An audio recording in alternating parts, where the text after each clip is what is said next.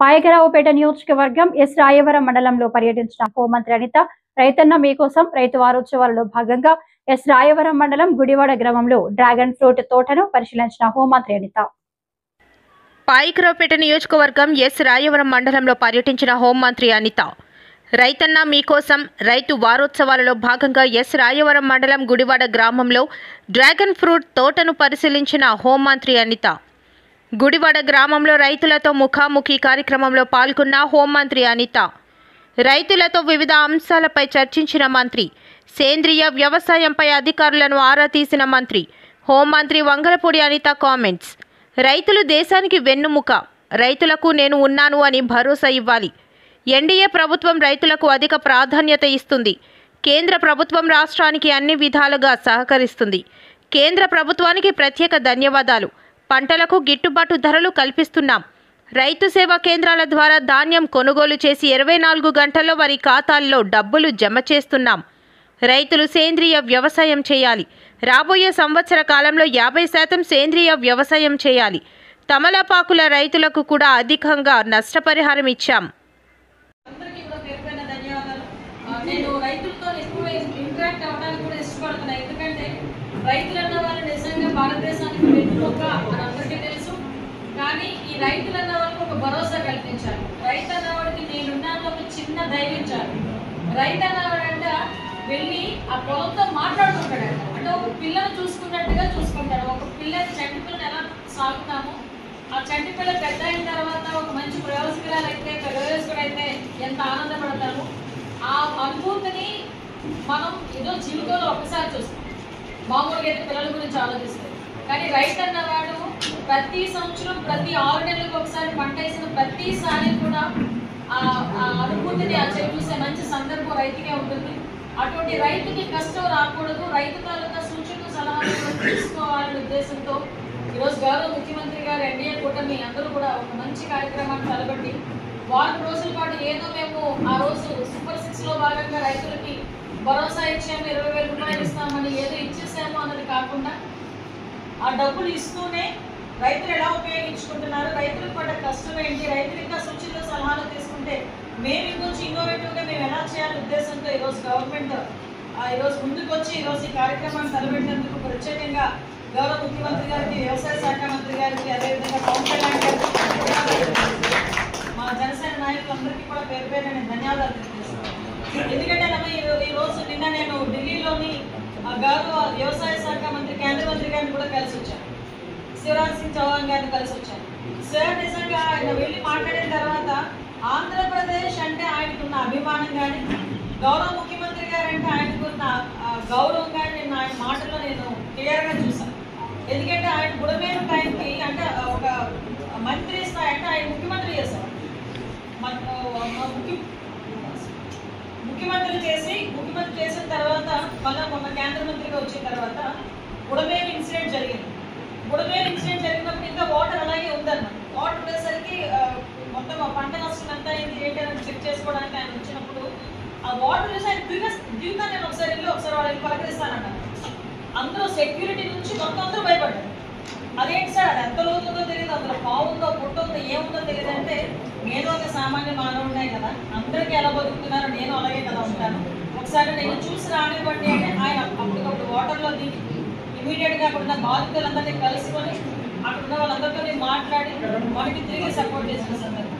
నిన్న మోంతా తుఫానికి సంబంధించి disaster management అదేవిధంగా ఆర్టీజీఎస్ కొలాబరేషన్తో ఒక రిపోర్ట్ తయారు చేసుకుని వ్యవసాయ శాఖ మంత్రి గారికి అదేవిధంగా మన హోమ్ మినిస్టర్ అమిత్ షా గారికి కూడా నిన్న రిపోర్ట్ ఇవ్వడం జరిగింది.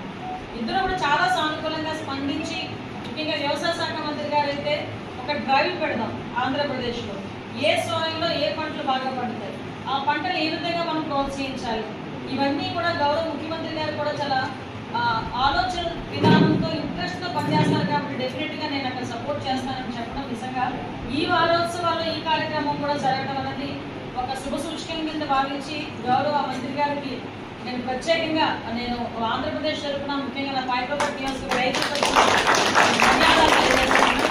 ముఖ్యంగా గౌరవ ముఖ్యమంత్రి గారు ఒకటే, ఇంతకు ముందంతా కూడా మీరు అన్నట్టు ఆహార భద్రత అనేవారు, కానీ ఈరోజు ఆరోగ్య భద్రత కింద చేసుకోండి అనే విధానం కాకుండా వచ్చిన పంటకి గిట్టుబాటు ధర ఎలా రావాలి, గిట్టుబాటు ధర రావాలంటే రైతు ఏ పండించాలన్నది తెలుసుకోవడం, ఆ వచ్చిన తర్వాత కూడా ఆ గిట్టుబాటు ధరకి రైతు భరోసా కేంద్రాల దగ్గర పండించిన పంట రైతు ఏమంటే మనం ఉన్నామండి, ఏదైనా ఒక చిన్న ఇష్యూ వచ్చింది అనుకోండి, మనకు ఒక ఏదైనా రిజల్ట్ వచ్చిన అంటే ఒకటి ఏదైనా మనకు ఫలితం రావాలని కోరుకుంటాం.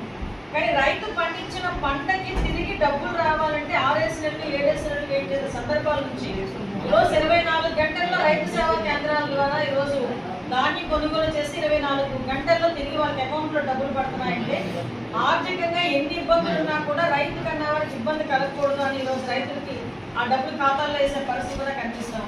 నేను ఒకటే కోరుకుంటున్నా, ఈరోజు సుమారుగా 28,000 ఎకరాలు మనకి ఈరోజు మనకి వ్యవసాయ సాగు, అదేవిధంగా 38,935 ఎకరాలు ఉద్యానవన సాగు మన నియోజకవర్గంలో ఉంటే 28,000 ఎకరాల్లో కేవలం 3,000 ఎకరాలు మాత్రమే సేంద్రీయ వ్యవసాయం జరుగుతుందని ఈరోజు మన వ్యవసాయ అధికారులు చెప్పడం జరిగింది.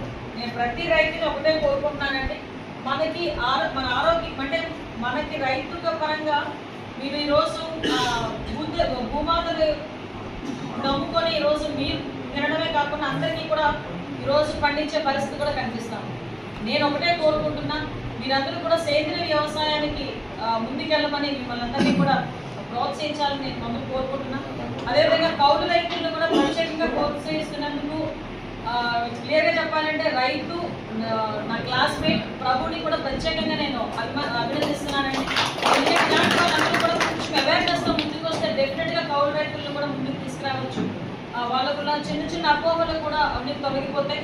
ఇలా ఒకరినొకరు కొంచెం కోఆర్డినేషన్తో ముందుకెళ్లాల్సిందిగా మరొకసారి మనందరినీ కోరుకుంటున్నా. నాకు నెక్స్ట్ ఇయర్కి మీకు టార్గెట్ పెడుతున్నా, సేంద్రీయ వ్యవసాయం 50% అంటే 14,000 ఎకరాల్లో సేంద్రీయ వ్యవసాయం జరగాలి. దానికి నేను నియోజకవర్గానికి వారంలో కంపల్సరీ నియోజకవర్గంలో ఒకరోజు అయినా ఉంటాను, ఆ 2 వారాలకు ఒక్కసారి అయినా నేను ఫీల్డ్ విజిట్ చేస్తాను. డెఫినెట్గా రైతులకి నేను కూడా కొంచెం ప్రోత్సాహం అందించాలి, వాళ్ళతో పాటు నేను కూడా మొబైల్ అవ్వాలని కోరుకుంటున్నాను. వైద్యపేట నియోజకవర్గానికి ఉన్న బ్యూటీనెస్ ఏంటంటే ఒకవైపు అంతా సీ కోస్ట్ ఉంటుంది, ఒకవైపు అంతా మెట్ట ప్రాంతం ఉంటుంది. సో మనకి ఇక్కడ వరితో పాటు ఉద్యానవన పంటలు, హార్టికల్చర్లో కొబ్బరి ఉంటుంది, జీడిమావుడు కనిపిస్తుంది, ఇందాకే చూసాను ఒక డ్రాగన్ ఫ్రూట్ పండిస్తున్నారు మన వాళ్ళు. అట్ ద సేమ్ టైం మనకి పామ్ ఆయిల్ ఉంది, ఈ పామ్ ఆయిల్ తోటల్లో కోకో పండించవచ్చు, అదేవిధంగా అరటి, జామ, మామిడి, అంతర పంటలు, వీటన్నిటితో పాటు ఇలాంటి పెద్ద రైతులేమో ఆక్వాకల్చర్ ముందుకు తీసుకొచ్చి చేపల చెరువులని, రేలు చెరువులని ముందుకు తీసుకెళ్లే పరిస్థితి కూడా కనిపిస్తూ ఉంది. అన్ని విధాల మైక్రోపేట నియోజకవర్గం అన్ని రంగాల్లోని కూడా అభివృద్ధి జరగాలి.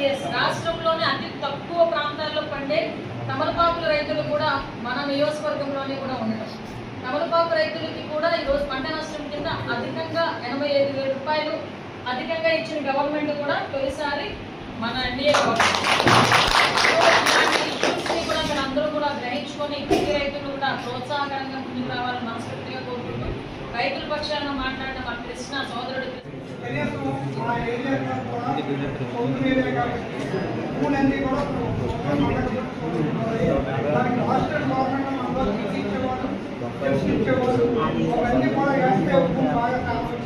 తర్వాత సేంద్రీయ ఒక గంట వేస్తే ఒక ఎకరానికి సుమారుగా 5-6 అదే ఎరువులైతే అయిపోతుంది కాబట్టి రైతు దానికే ఇష్టపడతారు. కారణం ఏంటంటే మనకి రైతుకి ఇస్తే కంపల్సరిగా పంట పండుతుంది కాబట్టి అప్పుడు పెట్టి రైతు ముందుకెళ్తే ఆ పరిస్థితి కూడా ముందుకెళ్తారు. ఏముందంటే నీరు